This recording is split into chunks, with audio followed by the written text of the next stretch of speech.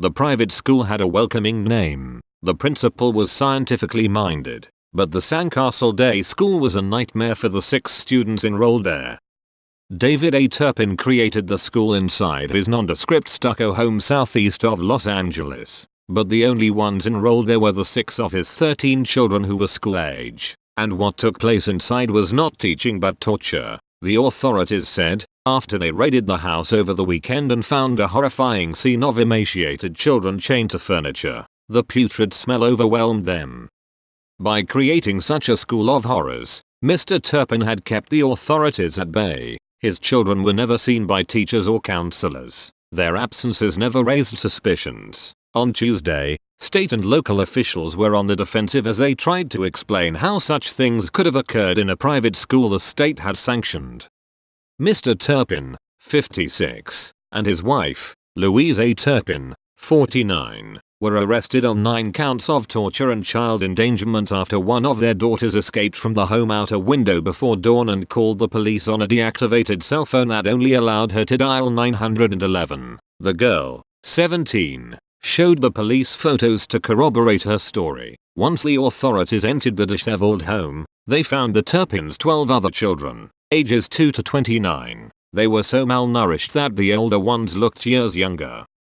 "I can't begin to imagine the pain and suffering that they have endured," Mayor Michael Vargas of Paris said of the siblings. "This is a very happy and tight, hard-working family community."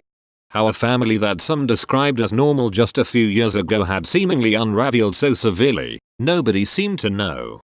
In a video posted online, the couple warmly smiled and held hands as they renewed their vows 26 years after their wedding. At the Elvis Chapel in Las Vegas in 2011, Mr. Turpin offered his wife a ring before dancing to Fool's Russian. They did so again about 5 years later, with their children looking on, the girls in plaid dresses and the boys in matching bright ties. Before Sunday, there was no indication that any authority had ever set foot in the home. Riverside County's Child Protective Services never received reports of abuse, and the State Department of Education said it had registered the school, but had never been inside. The case raises questions about whether the state may be too lenient in its approach to homeschooling and whether it should have been monitoring Mr. Turpin more closely. In California, almost anyone can open a private school by filing an affidavit with the state. California is one of 14 states that ask parents only to register to create a homeschool, and in 11 other states, including Texas, parents are not required to submit any documentation at all.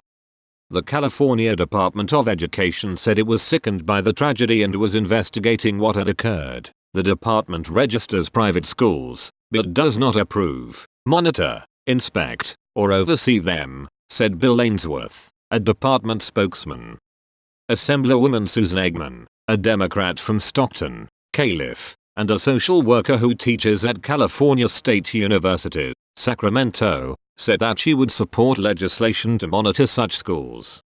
"The state has a responsibility to make sure there is at least an annual inspection," she said. "If we're not going to uphold educational standards, then for the love of God the least we can do is uphold health and safety standards. We need to do everything we can for vulnerable minors before it becomes anything this tragic."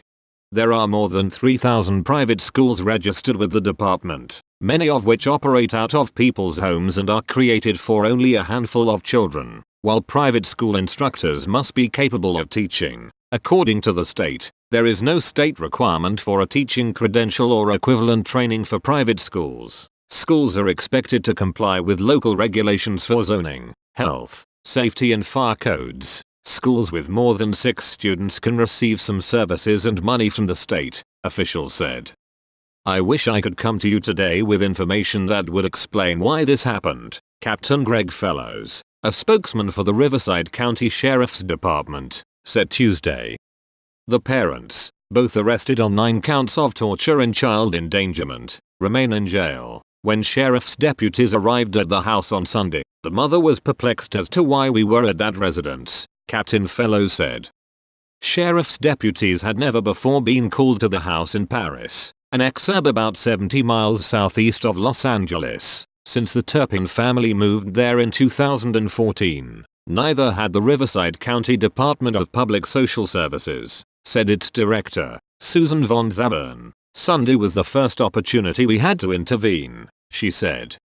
The agency will seek court authorization to provide oversight and care for the children, including the adults if necessary, she added. The family previously lived in Murrieta, Calif, and in Texas, and Captain Fellows said he had no information on whether the family was religious, as its social media posts indicated. For now, the 7 adults, 5 women and 2 men, have been hospitalized at Corona Regional Medical Center, where they are staying together in a secure area, said Mark Uffer, the hospital's chief executive. He described their condition as stable. They're very friendly, they're very cooperative, and I believe that they are hopeful that life will get better for them, Mr. Uffer said. Asked about the conditions in which the siblings were found, he responded, "I've never seen this. The way my staff responded, I think they were horrified."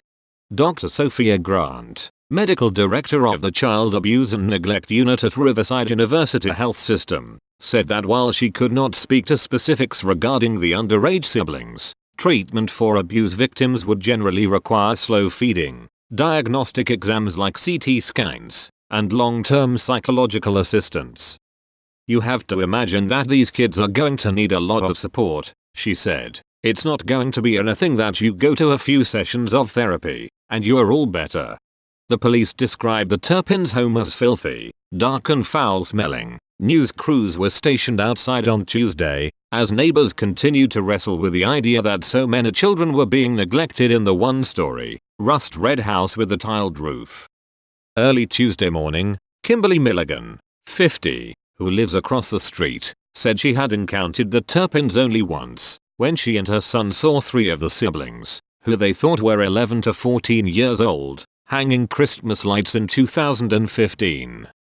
"We said, 'Hey, your decorations look really nice,' and they froze," she said. "They looked absolutely terrified. They were childlike in the sense that, I'm invisible, you can't see me. That was their only defense mechanism." The Milligans tried to reassure the siblings that they were just being friendly, but when their expression did not change, the 2 backed off, they said. "The Christmas lights stayed up until February," Ms. Milligan said, "and the nativity star in the window remains there to this day." The family's 3 Volkswagens remained parked in the driveway on Tuesday, with one of them apparently bearing vanity plates that proclaimed the Turpins' love for Disneyland.